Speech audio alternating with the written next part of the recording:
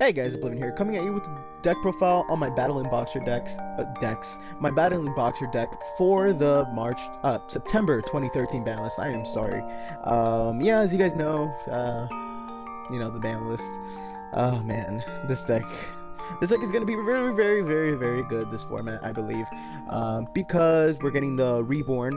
We're getting the reborn soon. Their monster reborn. I don't know what it's called, but it's like you special summon a battling boxer and then mill one, or mill one then special summon a battling boxer. And it's really, really good. Now, this is a TCG list, so that's why I'm not running it. This is for like the people that want to play for the beginning of the September 2013 format. They want to play this deck. This is a completely budget deck as well. Take out a couple of cards. These are just the cards that I have. I do own this deck in real life, and I could have done a deck profile, only proxying 4 cards. But I just don't want to do that to you guys because I don't believe that you guys deserve that. And we'll get to those cards in a few. But Blackwings are going to be a thing now. I don't care what people saying, oh my god, Blackwings are still not good. Bullshit. Bullshit. I have dueled so many Blackwing players on Dueling Network, and I have lost every single duel. Every single duel.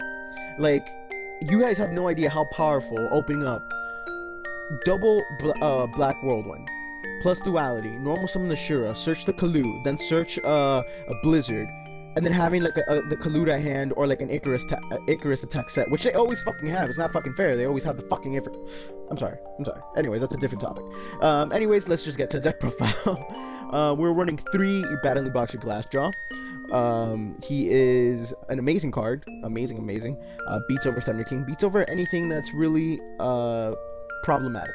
And a word of caution, I do not recommend you destroying Ashura if you go with if you attack, try not to attack their Ashura unless you're positive that they don't have a Forbidden Lands set. Yeah.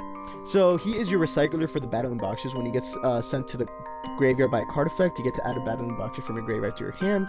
And you can kind of start a little loop with this, and it does work with Lead Yoke, and it does work with a couple of XYZs. This guy is your 1-card XYZ. Battling Boxer switch hitter when he's normal summon. Special summon this Battling Boxer from your graveyard, and you can only special summon Battling Boxers that turn. So usually what I like to do if I want to push for a lot of damage, well actually I'll go into that play later. We're also running 3 Headgeared. Now you guys could run this card at 2 or 3. I like 3 just because it has a lot more setup, and because this card is almost a guarantee Lead Yoke next turn. If you open up Headgear, right, you dump whatever you need to dump, and then you have another Battling Boxer in your hand. Headgear's effect is that once per turn he cannot be destroyed by battle if he's in attack position. So if they attack, okay, you take like, let's say 900 damage. Okay, he's still alive. That turn you can normal summon, let's say, another Glassjaw, and then you can XYZ for a Lead Yoke or whatever you want to get rid of the monster your opponent has.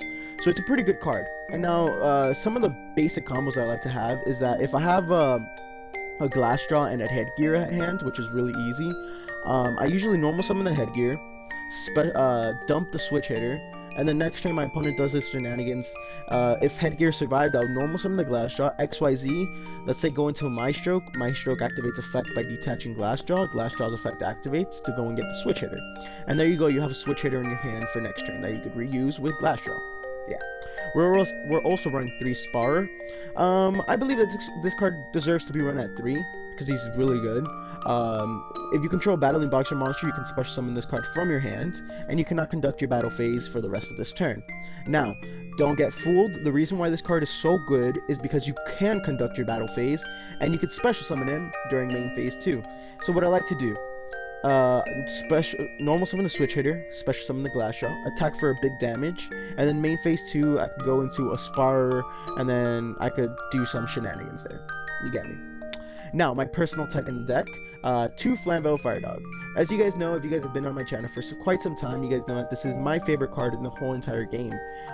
When this card destroys an opponent's monster by battle and sends it to the graveyard, you can special summon 1 Fire-type monster with 200 or less defense from your deck. So, this is so good to get the Glassjaw, because remember, if you destroy an opponent's monster by battle, you bring a bigger monster on the board and you attack. This is another deck thinner. You could go into easier XYZs like this, plus it deck thins, and it just gets you the glass drop to the grave faster. So then you could reuse it with switch hitters. So every time I see this card, I just think so many pluses. I love Fire Dog. We're also running 2 Masked Chameleon. Masked Chameleon's a really good card. I mean, it's super cheap as well. The only target you have in the deck is Glass Jaw, but I believe that you should run it at 2 either way because Chameleon is way too good. It's a 1 card XYZ or a 1 card Synchro, and it just combos great with Glass Jaw. It's so good. And for my one personal tech, I'm teching in 1 Neospatian Granimal. It's a good card. It really is. I mean, so good. I like this card. It's like your second, third, fourth compulse for the deck. For the spells, we're running 3 MST because this is going to be a very heavy back row. Plus, you know, we're going to have those Black Whirlwinds. So yeah, 3 MST. It's time to go back to those 3 MST guys. 2 Forbidden Lance because you want your monsters to survive. 2 Pot of Duality. Now, I know Pot of Duality is going to 3, though I don't believe 3 is necessary because you usually spam out you usually spam out Lead Yoke the very first one, like turn 1. So Pot of Duality really, I feel like, is not needed. I believe it's needed maybe early to mid game when you're already set up or trying to get set up. I don't think that it's needed at 3.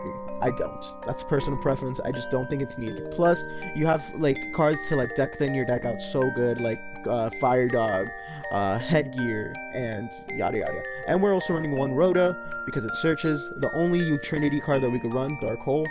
1 Foolish Burial to get your Glass Jaw faster. A nice little combo that I like to do is I like to go and if I have a Headgear and a Foolish Burial at hand, turn it 1, I usually normal summon the Headgear and I use a Headgear's effect to dump the switch hitter. I activate Foolish Burial to dump the Glass Jaw, and then a Glass Jaw's effect activates to add switch hitter back to hand. It's a little 2-card combo. It's pretty cool. It sets you up for Lead Yoke next turn.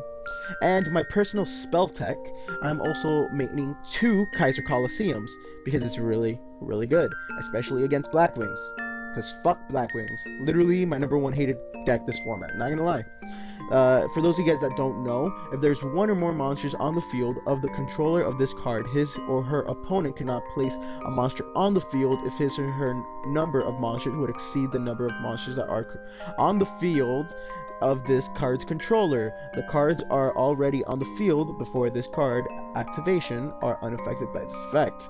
Now, I don't know why I had so much problem reading that, but basically what this is that if you have a Lead Yoke on the field, only 1 Lead Yoke, your opponent can only normal summon 1 monster. It cannot set, it cannot do nothing else, cannot special summon. He could only keep 1 monster on board if you have 1 monster. If you have 2 monsters, you could keep 2 monsters on board. But you usually just want to go for the 1 Lead Yoke, kind of stun your opponent, Blackwing players, because it can go into XYZ, they can go into an XYZ, Synchros, or anything like that. So Kaiser Colosseum is just a really good MST bait, and it's just really good in general. Now, for the 1-for-1 traps that we're running 1 Compulse, 1 Torrential Tributes, and 1 Bottomless Trap Hole, and 1 Solemn Warning. For the effect negations, we are running 2 Breakthrough Skill. Now, if you guys are really, really budget, you guys could run XYZ Block. I was testing XYZ Block, and I still love XYZ Block. I might actually switch Breakthrough Skill for XYZ Block, because it's just that good. To be honest, it's just the beginning of the format, and I don't know. I mean, I just love XYZ Block. It's so good. It's the War Cherry of this deck, or the Herald of the Orange Light, if you guys want to say it.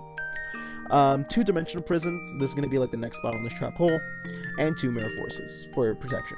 There's really not much I can say.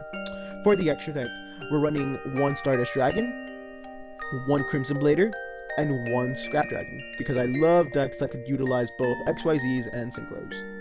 For the XYZs, we're running 3 Battling Boxer Lead Yoke, main boss monster, you guys know it, 1 Blade Armor Ninja, 1 Excalibur, 1 Cowboy, 1 Gandiva, because agents are also going to be very big, and it's just a really good card in general, especially against Blackwings. If you guys don't know what it does, it requires 2 level 4 warrior type monsters. Once per turn, when a level 4 or lower monster is special summoned to your opponent's side of the field, you can detach 1 XYZ material from this card to destroy that special summon monster. It's really not bad. 1 King of the Feral Imps, because it searches out your Masked Chameleon. It's a good first turn play to go into. 1 Utopia, 1 Maestro, 1 number 44 Sky Pegasus. This is just a personal tech. I just like this card. It's 1 new games. No black chip here because I'm trying to keep like this budget deck. And 1 Evil Swarm Ouroboros because Shockmaster is getting banned. So yeah, guys, that's the deck. I mean, it's probably like if I were to run this deck, this would probably be the deck that I would be running for the format. It's a really good deck. The only thing I don't like about it is a little bit monotone, but whatever. Hopefully you guys enjoy this deck profile, and this has been Oblivion. Catch you guys later. Deuces.